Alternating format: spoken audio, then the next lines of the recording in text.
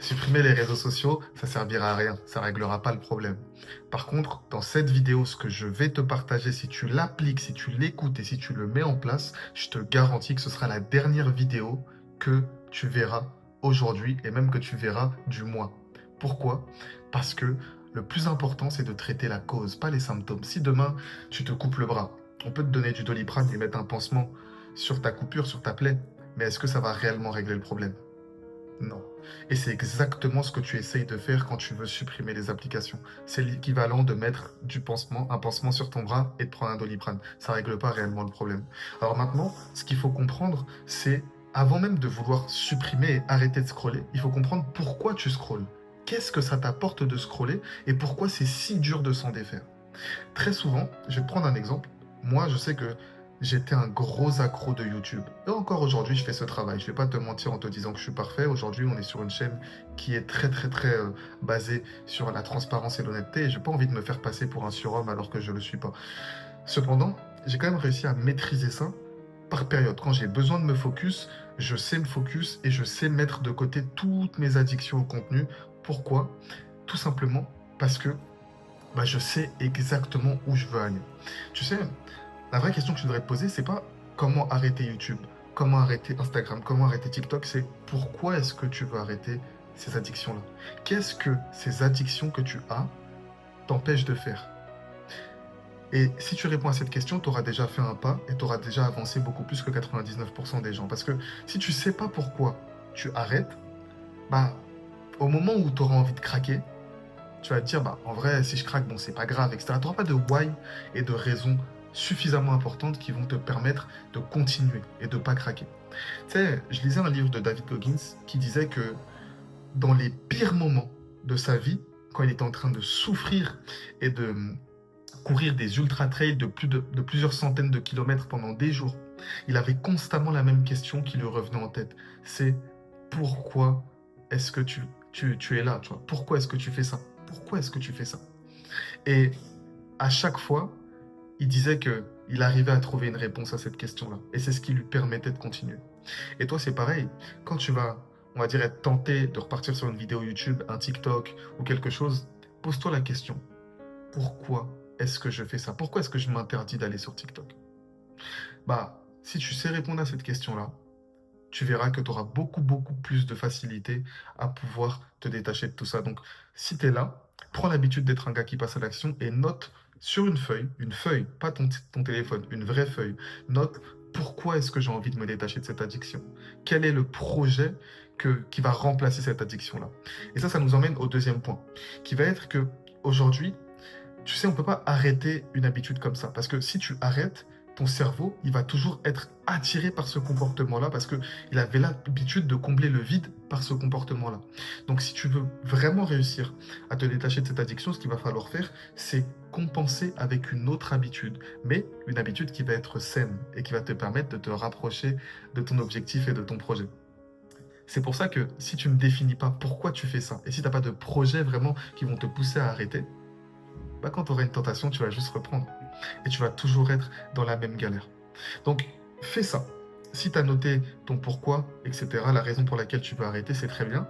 Maintenant, ce qu'il faut que tu fasses, c'est que tu mettes en place une habitude, ok, de travail qui va remplacer le scroll. Et ce que je te recommanderais même de faire, c'est que cette habitude, elle doit être de d'abord créer avant de consommer. Exemple, si tu veux lancer un business, etc., que c'est ça ton projet, parce que moi je m'adresse aux hommes qui veulent justement reprendre leur liberté personnelle à travers le fait de devenir la meilleure version d'eux-mêmes et bien évidemment de créer aussi une activité, donc leur business.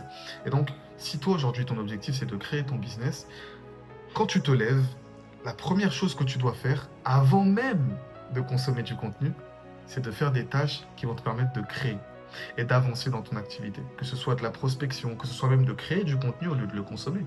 Tu vois, fais des tâches et fais d'abord des tâches productives avant de consommer. Et tu devrais t'interdire de consommer du contenu avant d'avoir justement créé quelque chose avant. La deuxième règle que tu pourrais t'imposer pour pouvoir cadrer tout ça, ce serait de, à chaque fois que tu consommes du contenu, c'est de chercher à constamment appliquer ce que tu vas consommer et de ne pas consommer de contenu divertissant.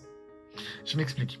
Aujourd'hui, déjà, si tu consommes du contenu divertissement, c'est quand même très dommage parce que le contenu divertissant, c'est vraiment l'équivalent du fast-food en fait. Ça te sert strictement à rien, à part tuer l'ennui. Or, aujourd'hui, ça aurait beaucoup plus de valeur ajoutée si, au lieu de consommer du contenu tout seul comme ça dans ta chambre, bah sors, va prendre le soleil. Tu vois, il fait beau, il y a du soleil dehors. Sors, va voir tes amis, va rencontrer des gens. Ça va te nourrir et ça va te faire grandir en tant qu'être humain, tout en étant quelque chose de divertissant. Or, quand tu te divertis devant une vidéo YouTube, tu renforces le comportement d'être un gars passif, qui regarde et qui ne fait rien, qui est spectateur. Tu sais, dans un match de tennis, il y a deux personnes qui jouent. Il y a les arbitres, les juges, etc. Et il y a 90% des gens qui observent. Et quand tu regardes du contenu, bah dis-toi que tu fais partie des 90% des personnes qui observent les deux joueurs de tennis. En fait, tu es en train de regarder un gars travailler. Tu vois, là, si tu me regardes, tu es en train de me regarder littéralement bosser. C'est pas possible. Tu peux le faire, ok. Tu peux t'autoriser, voilà, 1 heure par-ci, par-là. Allez, 1 heure où tu vas vraiment déconnecter, ok, tu vas te faire un peu plaisir. On n'est pas non plus des surhommes. Le but, c'est de tenir ça sur le long terme. C'est pas d'y aller fort et après de recraquer et de retomber dans tes mauvais travers. Mais ce qui va être très important, c'est que tu prennes l'habitude de créer plus que tu consommes. Prends l'habitude de créer beaucoup plus que tu consommes. Et là où tu regardes, imaginons que tu as l'habitude de regarder 2 vidéos YouTube, allez, 10 vidéos YouTube par jour, une moyenne. Tu dois avoir créé 20 vidéos YouTube, tu vois. Si tu en consommes 10, tu en crées 20. Et si tu prends ce réflexe-là, tu vas voir que ça va être beaucoup plus chiant pour toi de consommer. Parce que tu vas te dire, ah putain, j'ai regardé tant de vidéos, je dois en produire tant. Mais ça va être chiant, mais ça va être énormément productif et ça va être énormément bénéfique pour toi. Si tu prends cette habitude-là. Donc ça, c'est les choses que je te recommanderais de faire. Et si juste tu fais ces 3 choses, qui est que tu définis pourquoi tu veux arrêter, tu prends l'habitude de créer plus que ce que tu consommes, et tu te donnes une règle fixe qui est que tu ne consommes pas de contenu avant d'avoir créé, et quand tu crées et quand tu consommes du contenu, tu cherches à consommer que du contenu qui est du contenu utile, qui te pousse à avancer et qui t'apprend des choses réellement, et qu'à chaque fois que tu consommes un contenu, tu t'interdis de consommer une autre vidéo avant d'avoir appliqué ce que tu as consommé, dans quel monde tu réussis pas à arrêter cette addiction-là? Dans quel monde tu réussis pas à reprendre le contrôle sur cette addiction-là? Et dans quel monde tu réussis pas à atteindre ton objectif? C'est impossible. Et tu sais, il y a un truc que j'aime beaucoup parce que la plupart des gens, ils pensent que c'est impossible. Tu vois, souvent, les personnes qui veulent se lancer dans une activité, un business ou quoi que ce soit, ce qui leur fait peur, c'est le fait de ne pas réussir. En fait, ils ont peur de se lancer et de ne pas réussir. Or, c'est impossible de te lancer dans une activité et de ne pas réussir, en fait. Ce qui ferait que tu ne réussisses pas, c'est si tu te lances à moitié, si tu te lances, tu travailles 1 heure par semaine, si tu prends pas l'objectif au sérieux, oui, là, tu vas te lancer, tu vas pas réussir. Mais il n'y a aucun monde où tu te lances, tu travailles 8 heures par jour sur ton business, tu cherches constamment à t'améliorer, tu y vas avec intensité, tu donnes tout, tu fais que ça de tes journées, tu cherches à devenir meilleur, tu passes à l'action, et tu fais ça pendant 1 an non-stop, il n'y a aucun monde où tu n'as pas de résultat, c'est impossible. Et en fait, si tu veux être sûr de réussir, tu dois te faire juste un plan d'action qui rend le fait de réussir pas choquant. Tu vois. Si tu vois un gars qui veut perdre du poids, imaginons il a 10 kilos en trop. Ce gars-là, il se chauffe. Il se dit, je vais aller à la salle 6 fois par semaine. Ok? Et je vais manger équilibré chaque jour. Je vais faire aucun cheat meal, aucun fast-food. Et il tient ça pendant 1 an. Est-ce que tu penses que ce serait choquant qu'à la fin de cette année-là, ce gars-là perde du poids?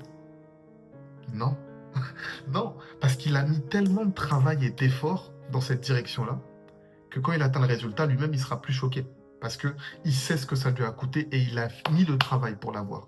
Là, c'est pareil pour les réseaux sociaux. Si tu veux pouvoir vraiment te détacher de cette addiction, ça ne va pas se faire dans la joie et dans la bonne humeur. Ça va être dur.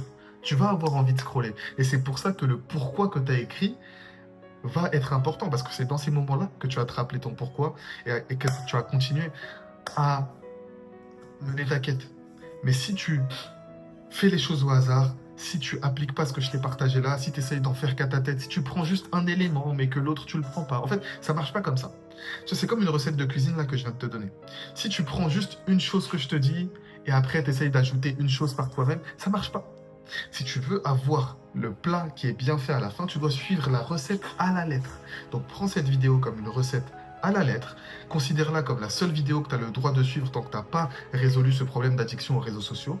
Et si tu approches les choses comme ça, il n'y a aucun monde où tu ne te détaches pas de ton addiction aux réseaux sociaux.